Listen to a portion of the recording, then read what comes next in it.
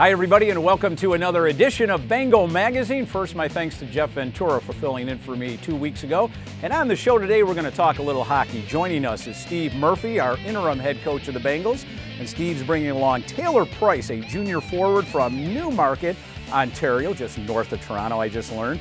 Candice Moxley joins us then, the women's hockey coach, and Mox is bringing along Nikki Kirchberger, her senior forward from Buffalo and formerly the Buffalo Regals.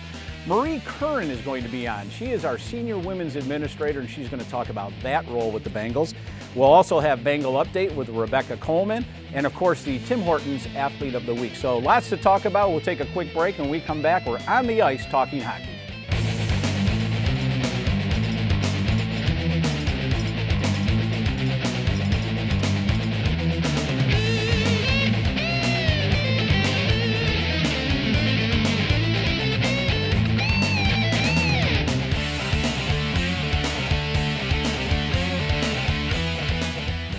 There is so much fun in studio, isn't there? What the people don't know happens in the background here. Steve Murphy joins us, our interim head coach of the Bengals, and Taylor Pryce, his forward. And Murph, first time on the show, period, but first time this season. And always a good time to give us a little overview of the men's hockey team. Yeah, I think the biggest thing that we came into the year was being optimistic this year. We had a lot of returners. We only brought in a few guys, and to make it to where we did last year and in the conference semifinals, sure. I think it was we were all on the same page that the next step is now, and we want to win the SUNY championship, and obviously that's a tall task, but I think we have the pieces to get there, and now it's just implementing the structure and the work ethic, and making sure it all comes together to achieve that goal. Well, those are pretty strong words from your head coach, winning the conference and having all this optimism.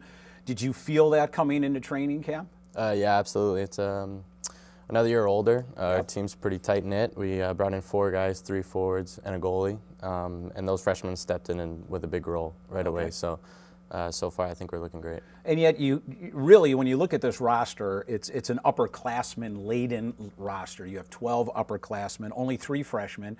That certainly must help in the coaching and the moving along of this team, that these guys, even though you're new, you're kind of old still because you were an assistant last year. So how does 12 upperclassmen help in the whole preparation for the season? Well, I think it allows us to have that expectation right away. I think last year we were really, really young, and so it was kind of going into the season as, what do we have?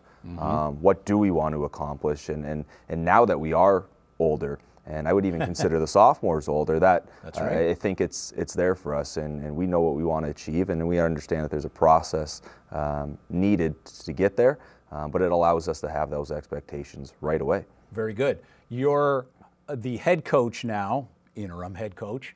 You were the assistant coach last year under Nikki Kirchberger, who, by the way, has moved on to the Montreal Canadiens organization.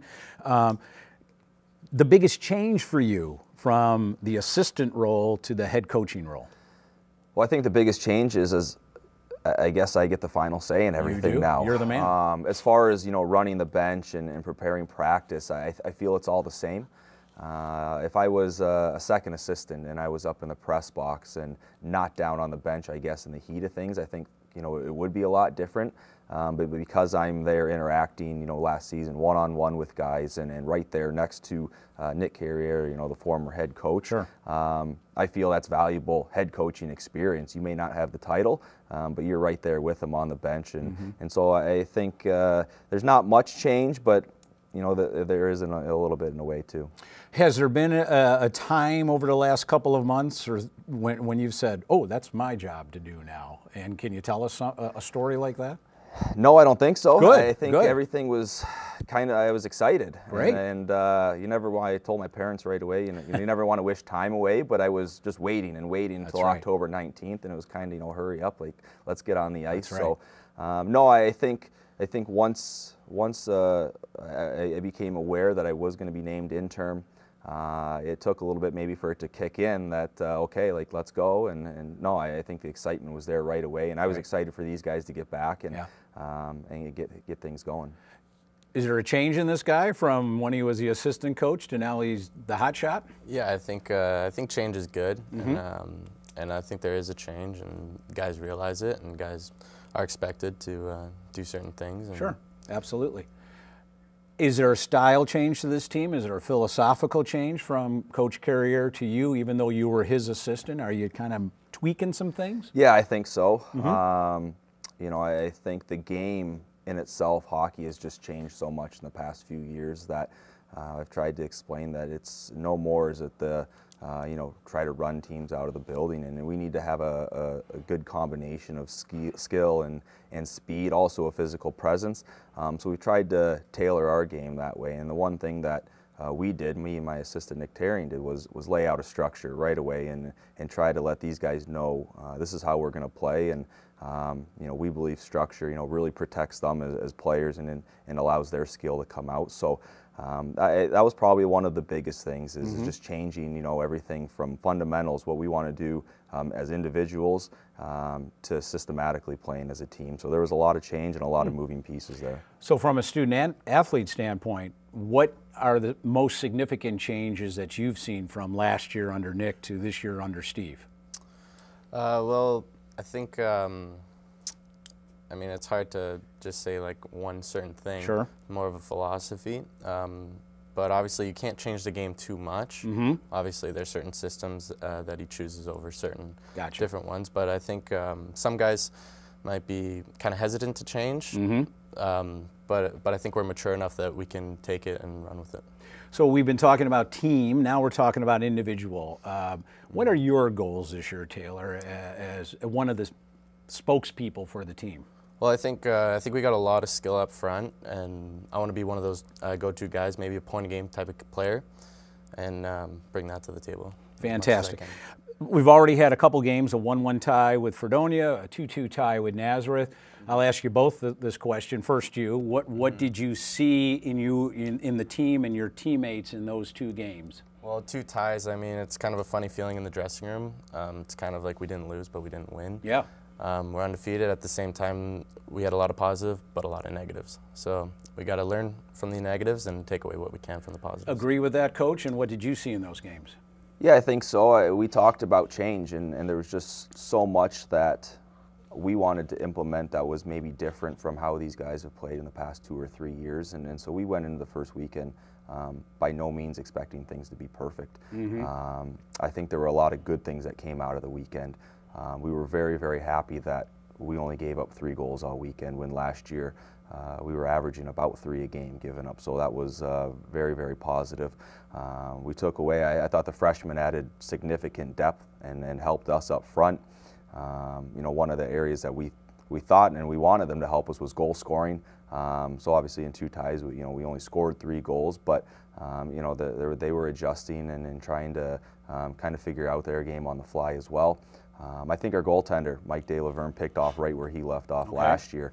I think he closed out the one last season 5-1-1, and we told him early on, hey, this is your shot, and let's pick up how you kind of closed off last season, and he's done that. I believe he's got a 95 save percentage through the first 2 games, and he's played very, very well. So there's always going to be things throughout, not just the first weekend, but throughout the whole season that we can improve on and continue to kind of adapt and adjust. But there were some positive things too through the first weekend. Well, guys, I am excited for the season just talking to you. So I wish you both the best of luck, and thanks for coming into the studio and talking men's hockey. Appreciate it. We'll take a quick break, and when we come back, more hockey on the women's side. Candice Moxley joins us. Stay with us.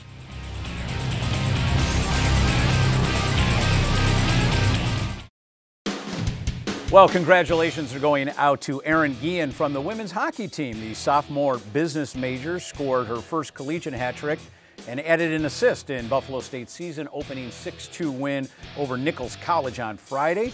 Guillen became the first player in school history to score 2 shorthanded goals in the same game. So congratulations to this week's Tim Hortons Athlete of the Week. It's Erin Guillen from women's hockey, and how about that? We have women's hockey on board as our next segment. Candice Moxley joins us, and Nikki Kirchberger. Thank you, ladies, for coming.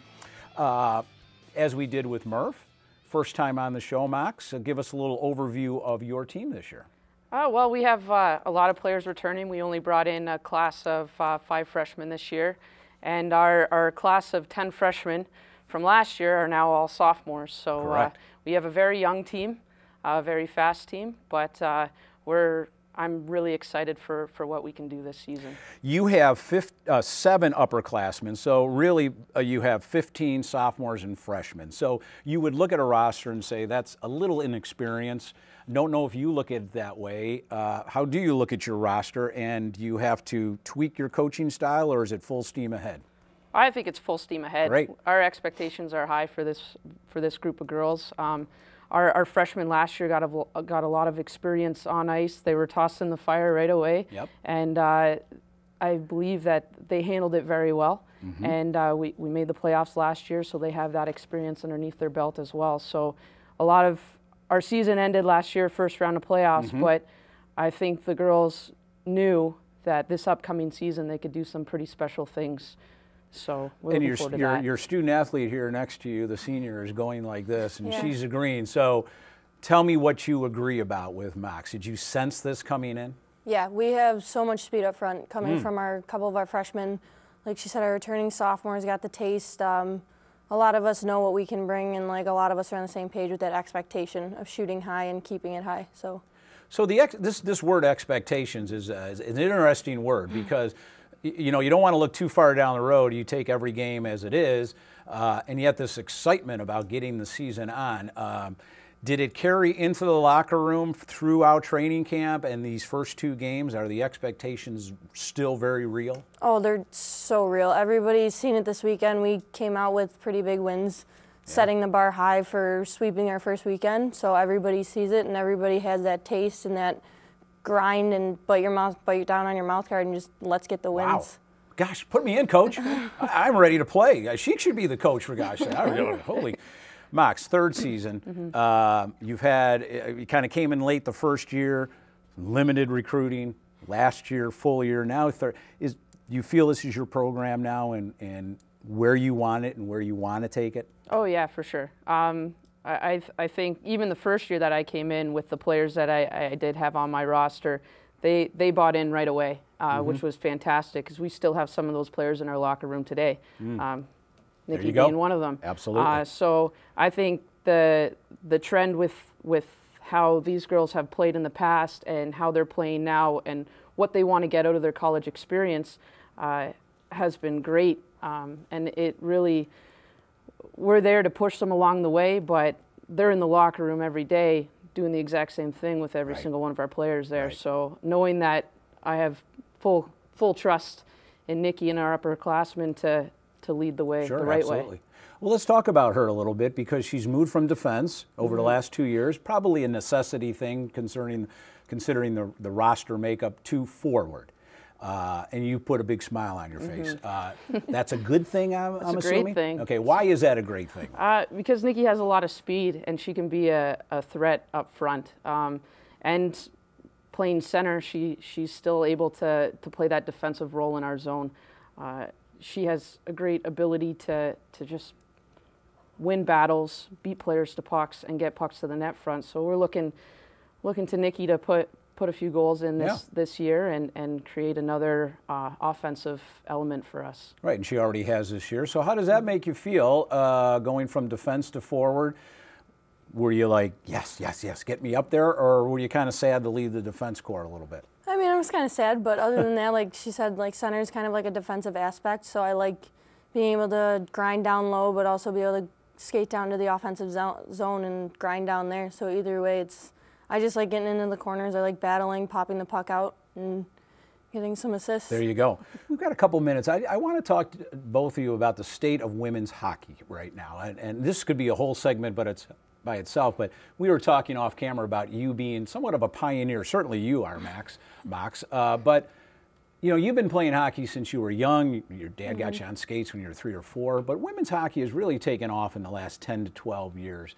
What have you seen in the progression of women's hockey now that you're an old person, a senior in college? Definitely speed has grown so much. These girls I go to the rink and watch some of the girls when I was 16, and they are just incredibly fast. Their mindset is just quick. Their skills, their hands, their eye coordination is just, like everything's there. Everything's on point. Like when I was growing up, it was kind of feel your way. Like if you had speed, but you kind of had the thought like you could get by. But like some of these girls with the speed is just like, you look at them and you're like, wow, that's incredible. That's very interesting. Yeah. And you have seen the international game. You've seen Canadian game, the American game, the international game. Your thoughts on the state of women's hockey and where it's progressed? Oh, it's actually really exciting to see because we have players from the U.S. national team that are going and practicing with the Ducks and with those NHL programs, which is, it's unbelievable to even see that they're considered to bring them out on the ice. Right. With those guys. But it is a fast game. It's a powerful game. Girls are a lot stronger. They're bigger, and they have a great vision, hockey sense. They're a whole package, really. Yeah. Where in the past you could get by with having great speed, or you could get by with having good puck skills. Now you need to have quite a few more elements to your game to be able to make it to that next level. Yeah. Well, the evolution of the game from my eyes has been tremendous, and I invite anybody to come on out and watch a women's hockey game here at Buffalo State. You will be entertained, and you probably will be surprised at the speed that these ladies do use on the ice. So, Mox, thanks very much for being on the show. Kirch, good luck the rest of the year. We're going to take a quick break, and when we come back, Marie Curran, the Senior Women's Administrator, will join us.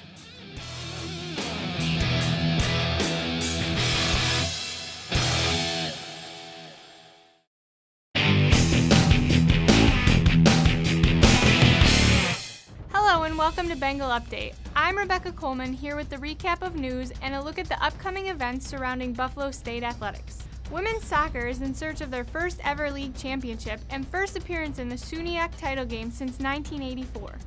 The Bengals have already set a school record for wins in a season with 14, breaking the previous mark of 13 set back in 1984. Since starting the season 1-3, the Bengals have gone unbeaten in 14 consecutive games, including going 8-0-1 in league play and capturing their first ever SUNY regular season title.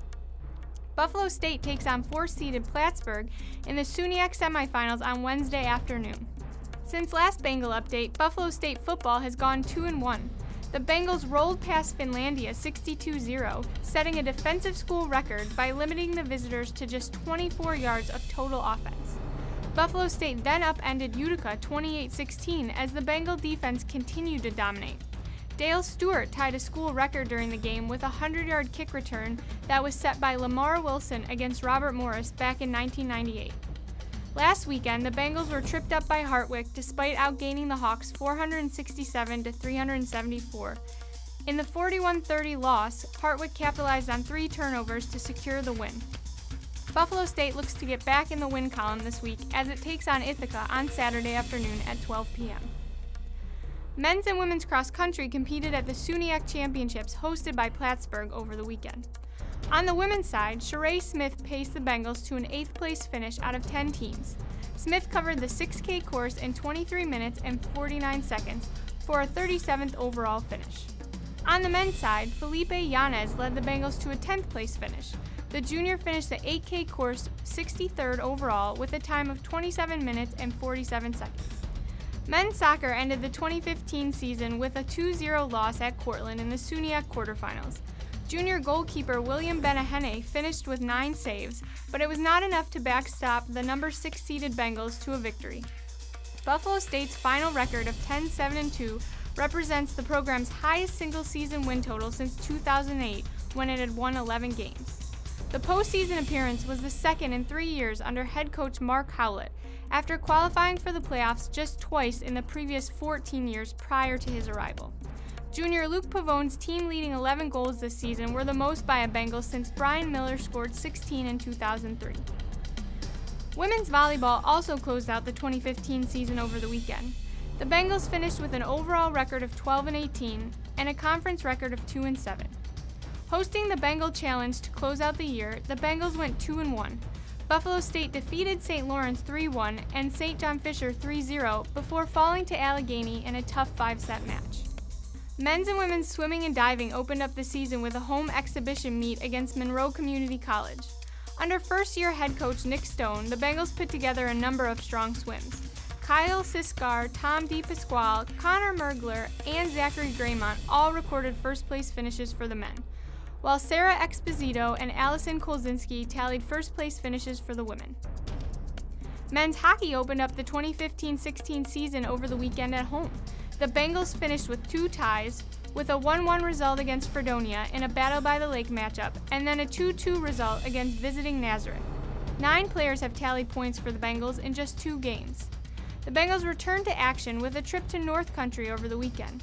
Buffalo State will take on Potsdam on Friday at 7 p.m. and then Plattsburgh on Saturday at 7 p.m. Women's hockey opened up the 2015-16 season undefeated. Over the weekend, the Bengals traveled to Rhode Island for the Nichols College Puck Drop Classic. Buffalo State tallied a 6-2 win over Nichols and then followed it up with a 2-1 win over Plymouth State the next day. Sophomore Erin Guillen started off her second year as a Bengal with a bang, netting her first career hat trick and adding an assist against Nichols. She was named to the All-Tournament team and is also the Buffalo State Tim Hortons Athlete of the Week. The Bengals open at home this weekend with 2 matchups against Potsdam on Friday at 7 p.m. and then Saturday at 2 p.m. Reporting for Buffalo State Athletics, I'm Rebecca Coleman. Now back to you, Tom. Thanks a lot, Rebecca. Appreciate that Bengal update. And we're joined now by Marie Curran, the Senior Women's Administrator here at Buffalo State. Welcome, Marie. Many of you may recognize Marie because she's also the softball coach here at Buffalo State. But she also has a new role, a different role, much different role. It's an administrative role. And Senior Women's Administrator, very interesting title. So I decided to go online, and this is directly from the NCAA. The Senior Women's Administrator is the highest ranking female in each NCAA athletic department or member conference. The designation of SWA is intended to encourage and promote the involvement of female administrators in meaningful ways in decision-making process in intercollegiate athletics. Her daily responsibilities can include any department task and must include senior management team. So, is that your role at Buffalo State? Do you see that as your role here at Buffalo State? I definitely do. I believe as females in intercollegiate athletics, we're very lucky to have an athletic director like Jerry Boyce.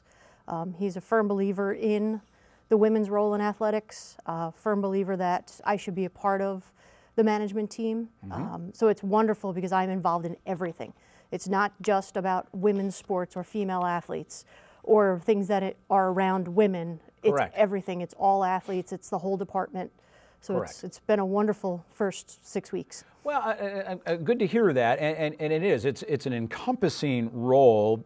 While you hear Senior Women's Administrator, well, that does encompass everything. And I'm looking down here at one of the conference has the roles of the SWA, and it includes supervision of personnel and programs, which you do, budget management, which you do, event and contest scheduling, you're our scheduling coordinator, facilities management, we're dealing with that right now, are we not? Fundraising, we just talked about fundraising off camera, recruitment of institutional personnel, NCAA and conference and rules compliance, coordination of Student Athlete Advisory Council.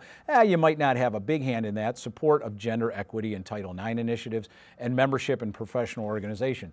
So does it get, does it get exhausting for you sometimes? And what has the learning process been? The learning process is I'm getting very good at scheduling. Time management. Time management. In the beginning, it was overwhelming, but I did that to myself because I wanted to. This is something I'm lucky in my career and my professional goals right now that I'm doing 2 things I love doing at the same time. And not everyone ever gets that opportunity. Very cool. I can still be a head coach, and I'm involved with skill development and development of 20 incredible young women. And now I get to be involved with 400 additional athletes. Absolutely. So that's been a great experience. Yeah, it's very impactful too. You're reaching out and you're impacting 400 student athletes and obviously women student athletes too. Probably, do you sense the ladies, our student athletes, looking up to you? Have they come and asked you questions or issues that you've brought to Jerry? It's really quite interesting. It's actually the opposite. I've had more male athletes reach out to me than I've had females. Tell me more.